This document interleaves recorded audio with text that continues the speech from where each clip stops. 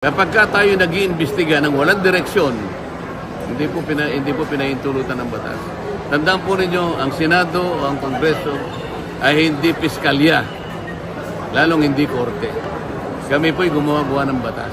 Kung wala kaming nakaambang batas, hindi kami dapat gumawa ng inquiry in aid of legislation. Okay? Follow up ko. Kung wala pala silang nakikita kayong purpose, ano sa tingin ninyo ang purpose nila? Ang purpose nila, wala. Ang purpose nila ay magpasikat. Ang purpose nila ay durugin ang gusto nilang durugin. Alam naman ninyo kung saan patungo yun eh. Di ba?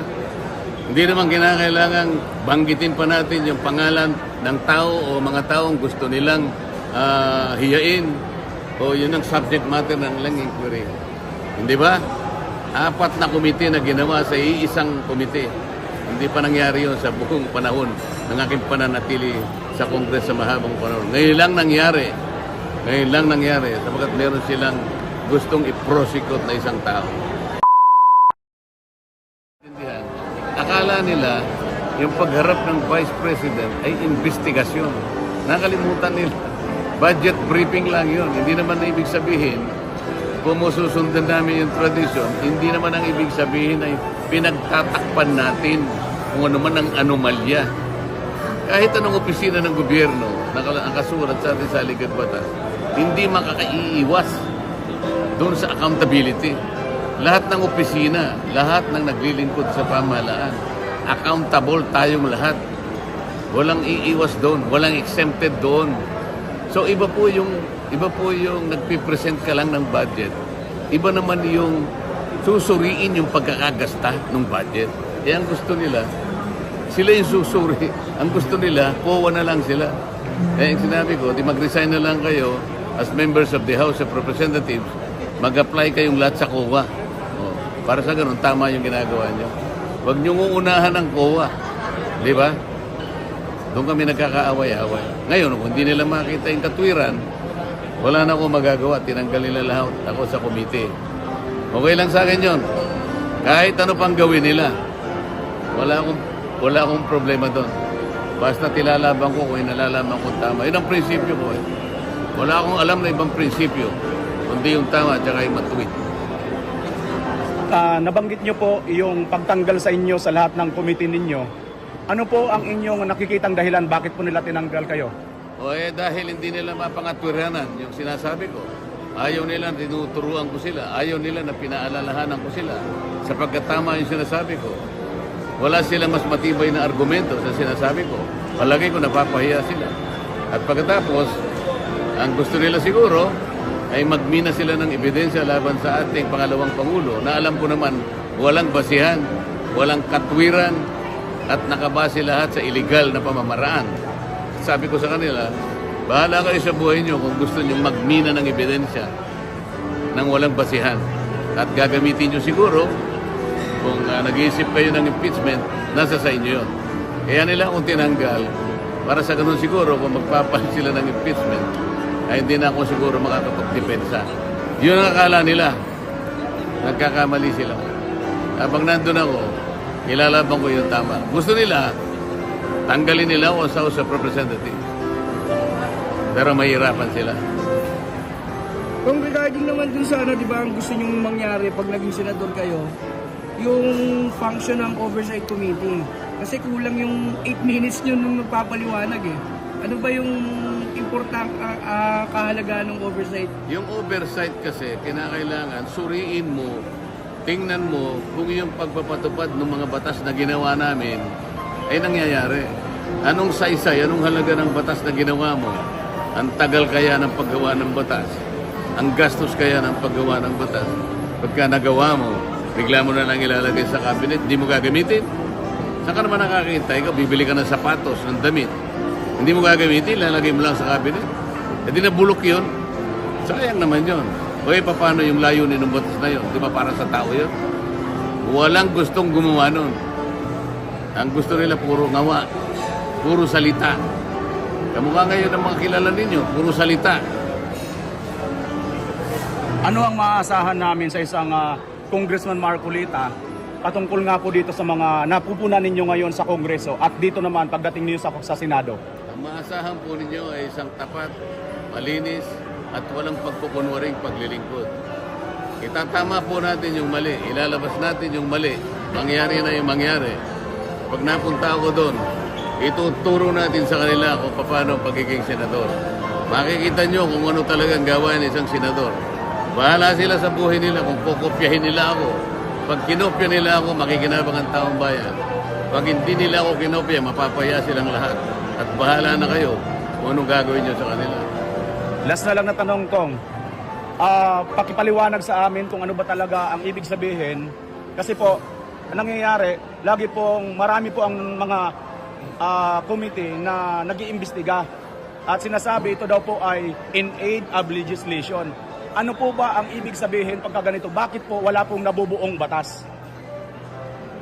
Yun pong inquiry or investigation in aid of legislation, ang ibig sabihin nun, kaya ka lang gumagawa ng kaukulang pagdinig in aid of legislation sapagkat gusto mong magpatulong. Kaya sabi niya, in aid of legislation. Sa ganang amin, mayroong mga bagay na kung minsan nahihirapan kami para buuin ang isang panukalang batas. Kaya kailangan namin ng makakatulong namin. Kaya kami tumatawag ng resource persons. Ibig sabihin, kaya mo tinawag yung tao na yun para tulungan ka na buuin yung panukala na hindi mo makumple-kumpleto. Okay? Ibig sabihin nun, bago ka magtawag ng inquiry in aid of legislation, meron ka ng panukalang batas na dala-dala. Blanco na lang yung iba, yun ang gusto mong buuin. Kaya ka tumawag ng mga tao, makatutulong sa'yo para buuin mo yun. Ngayon, wala yun. Ibig sabihin, tatawag lang sila in aid of legislation daw. Pero wala naman silang binubuong batas. Tingnan po ninyo, ilang tao na yung kanilang tinawag. Hindi nyo na mabilang kung ilan sila. Ilang tanong na ang itinanong. Ano ba yung threshold? Ilang tanong ba ang kailangan mo para mabuo mo ang isang batas na iniisip mo? Ang problema, wala silang binubuong batas. Kaya kahit 1,000,000 tanong o 34 na track na tanong ang itatanong nila, hindi sila titigil.